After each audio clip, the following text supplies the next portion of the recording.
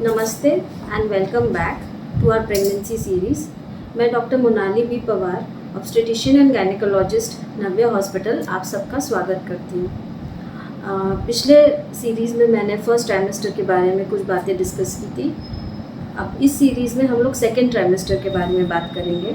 Second trimester मतलब आप सबको पता है 13 to 28 वीक्स जो प्रेगनेंसी का टाइम है उसको हम सेकेंड ट्राइमेस्टर बोलते हैं। ये पीरियड को हम लोग गोल्डन पीरियड भी बोलते हैं क्योंकि जो फर्स्ट ट्राइमेस्टर के जो सिम्टम्स होते हैं, नॉजिया, वॉमिटिंग, बैड टेस्ट, ये सब कम हो जाती है और पेशेंट्स को काफ़ी फील बेटर करते हैं इस टाइम में। भूख अच्छी लग जाती है, फिर वेट गेन हो जाता है इस टाइम में। ये जो टाइम है सेकेंड ट्राइमेस्टर का वो ज़्यादातर पेशेंट्स एंजॉय करते हैं, इसीलिए इसको हम गोल्डन पीरियड भी बोलते हैं। अब बहुत सारे पेशेंट्स को ये डाउट होता है कि मैडम बच्चा नहीं चल रहा है, अब तक मेरा पेट नहीं निकल रहा है या मेरा वेट नहीं बढ़ रहा है या बेबी का वेट बहुत कम है अल्ट्रासाउंड में। तो अगर आप ये सीरीज़ आज देखेंगे तो इस सीरीज़ में ये सब आपके जो डाउट्स हैं ये क्लियर अप हो जाएंगे। अब जो फर्स्ट ट्राइमेस्टर मतलब 12 वीक्स जब ख़त्म हो जाते हैं, बाय दैट टाइम बच्चे का वज़न होता है सिर्फ 50 ग्राम्स और वो जो इंच होता है वो ऑलमोस्ट 15 इंच जो उसका लेंथ होता है बेबी का वो उतना होता है। और by the end of second trimester baby का वेट हो जाता है 1 kg, 1 किलो। तो 28 वीक्स तक बेबी का वेट 1 किलो का हो जाता है। इसीलिए उसके पहले वाले अल्ट्रासाउंड में आप लोग वेट देख के कि 400 ग्राम है, 500 ग्राम है, ये वेट अगर आप देखें रिपोर्ट में तो ये ना सोचे कि मेरे बेबी कमज़ोर है या प्रॉब्लम है। तो 28 हफ्ते पे आपका बेबी का वेट अगर 1 किलो है तो वो ग्रो नॉर्मल कर रहा है, आपके लिए उसको टेंशन लेने की ज़रूरत नहीं है। नेक्स्ट इज़ कि मेरा प्रेगनेंसी में डाउट होते हैं पेशेंट्स की weight gain generally first trimester में नहीं हो पाता है क्योंकि इतना डाइट अच्छा नहीं हो पाता है, खा नहीं पाते हैं पेशेंट्स। सेकेंड ट्राइमेस्टर वो जो गोल्डन पीरियड है इस टाइम पे पेशेंट्स अपना वेट गेन स्टार्ट करते हैं। ऑलमोस्ट 1 मंथ में लगभग 2 to 2.5 kg weight gain start हो जाता है। ये हुआ वेट गेन के बारे में। नेक्स्ट इज़ पेट निकलना। तो बहुत से पेशेंट्स को डाउट होता है मैडम पेट नहीं दिख रहा है, तो 20 वीक्स के अराउंड पेट दिखने लग जाता है। 12 वीक्स के बाद बेबी जो होता है पेल्विस से पेट में आने लग जाता है और जो थिन पेशेंट्स है या फर्स्ट प्रेगनेंसी है उसमें बाय 20 वीक्स अच्छा खासा पेट दिख जाता है। अगर ओबीस पेशेंट्स है 20 वीक्स के बाद पेट दिखने लग जाता है। नेक्स्ट जो हम लोग डिस्कस करेंगे वो है स्किन चेंजेस या ब्रेस्ट चेंजेस के बारे में। स्किन चेंजेस बहुत से पेशेंट्स को जो स्किन पे, फेस पे डार्कनिंग हो जाता है यहाँ और यहाँ पे, उसको क्लोएज़मा बोलते हैं। वो भी एक नॉर्मल प्रेगनेंसी के सिम्टम है और इसके लिए आप थोड़ा सा दिन में 2 बार फेस वॉश करिए, एक अच्छा मॉइस्चराइज़र यूज़ करिए, नारियल तेल थोड़ा सा लगा सकते हैं या कोई भी अच्छा मॉइस्चराइज़र या एलोवेरा क्रीम आप यूज़ कर सकती है। प्लेंटी ऑफ वाटर पीना चाहिए उस चीज़ के लिए। तो ये सब जो चेंजेस है ये नॉर्मल चेंजेस है, उसके लिए आपको अलग से स्किन के डॉक्टर के पास जाके कुछ अलग सी दवाइयाँ लेने की ज़रूरत नहीं है, क्रीम्स आप भले ही लगा सकते हैं। नेक्स्ट जो है ब्रेस्ट चेंजेस के बारे में हम बात करेंगे। ब्रेस्ट चेंजेस नॉर्मली क्योंकि डिलीवरी के बाद आप बेबी को फीड करेंगी उसके लिए ब्रेस्ट के जो चेंजेस होते हैं फर्स्ट ट्राइमेस्टर से ही स्टार्ट हो जाते हैं। सेकेंड ट्राइमेस्टर में ब्रेस्ट का साइज़ इंक्रीज़ हो जाता है जिस वजह से स्किन स्ट्रेच होने लगती है और स्ट्रेच मार्क्स आ जाते हैं। तो आपको ज़रूरी है कि भाई loose soft well support cotton bra पहने जिससे आपको जो हैवीनेस है, पेन है वो नहीं फील होगा।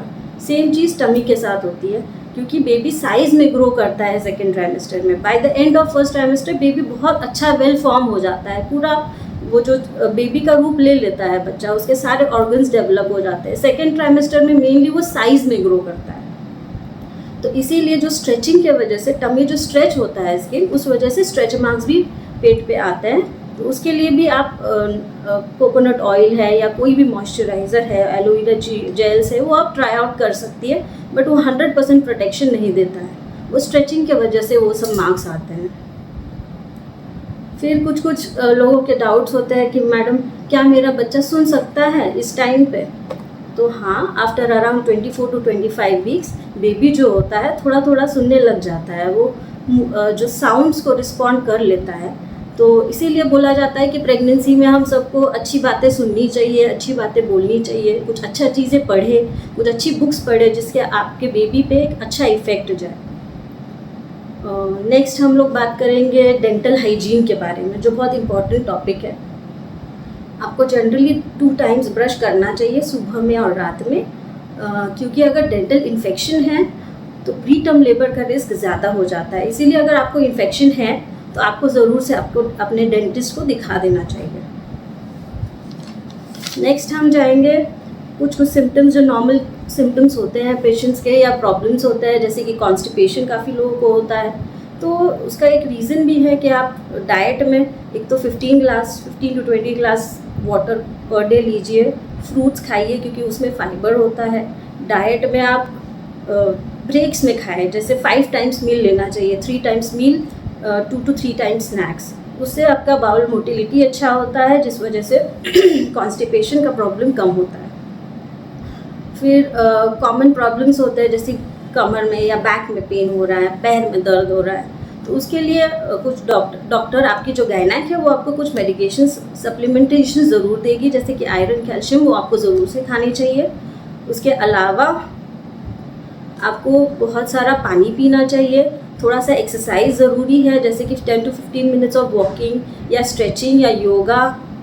अगर सिटअप्स या स्विमिंग फैसिलिटी अवेलेबल है, नियर बाय योगा सेंटर्स है, तो आप वहाँ पे भी ज़रूर से आप ज्वाइन कर सकते हैं। ये सब प्रॉब्लम्स आपको काफ़ी कम होंगी उस वजह से। फिर कुछ पेशेंट्स को यूरिन इन्फेक्शन हो जाता है। यूरिन इन्फेक्शन को भी ट्रीटमेंट करना ज़रूरी है, क्योंकि यूरिन इन्फेक्शन अगर रहा, आप ट्रीट नहीं करोगे तो प्रीटर्म लेबर का रिस्क होता है, जैसे कि 8 या 7 या 8 मंथ में डिलीवरी का रिस्क होता है। इसीलिए उसका टेस्ट करना और उसका ट्रीटमेंट करना बहुत इम्पॉर्टेंट है।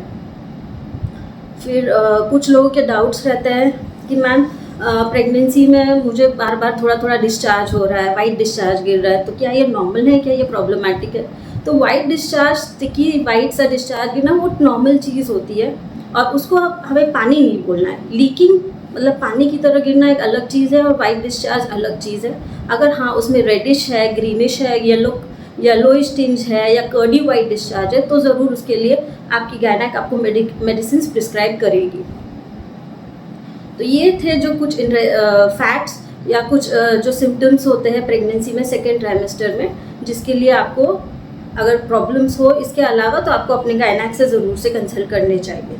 और जब डॉक्टर के पास आता है, जनरली डॉक्टर क्या करता है सेकेंड ट्राइमेस्टर में, तो पहली बात तो विजिट, आपको एवरी 4 वीकली विजिट करनी चाहिए आपके डॉक्टर से, गायनेक से, ना कि एवरी 2 to 3 मंथ्स एक बार आपको जाना चाहिए, क्योंकि हर 4 वीकली मतलब हर मंथ बेबी कैसे ग्रो कर रहा है, कैसे कोई कॉम्प्लिकेशंस तो नहीं आ रही है, बीपी, पल्स सब आपका चेक होता है। तो इसीलिए विजिट करना एवरी मंथ बहुत ज़रूरी है।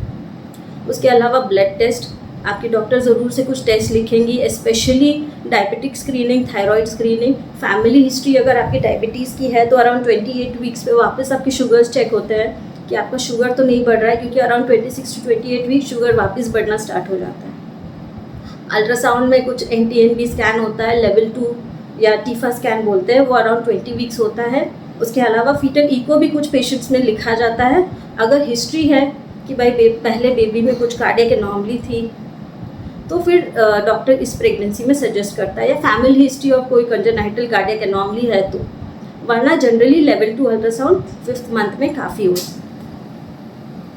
उसके अलावा वैक्सीनेशन, टेटनस के 2 वैक्सीन ज़रूर से लगवाइए, और आजकल नए फ्लू इंजेक्शंस होते हैं, फ्लू वैक्सीन होता है, वो भी आप ले सकते हैं। Tdap वैक्सीन होती है, वो भी आप ले सकते हैं, जो जनरली 26 वीक्स to 32 वीक्स के अराउंड दिया जाता है, जिससे मदर और बेबी दोनों को फ़ायदा होता है। तो और सप्लीमेंटेशन में आयरन, कैल्शियम, इसके अलावा विटामिन D, DHA, ये सब सप्लीमेंटेशन आपकी गायनेक लिखेंगी, और वो आपको ज़रूर से खानी चाहिए, क्योंकि ये बहुत ज़रूरी है आपके हेल्थ के लिए भी और आपके बेबी के हेल्थ के लिए भी। तो last but not the least, ये जो टाइम है वो सेलिब्रेशन का टाइम है, आपको खुश रहना चाहिए, ताकि ये जो आपकी प्रेगनेंसी की जर्नी है वो बहुत अच्छे से जाएगी, आप उसको बिना किसी प्रॉब्लम के आप उसको पूरा क्रॉस कर पाओगे। तो मेन चीज़, you have to be happy, and eat healthy and enjoy your pregnancy. Thank you.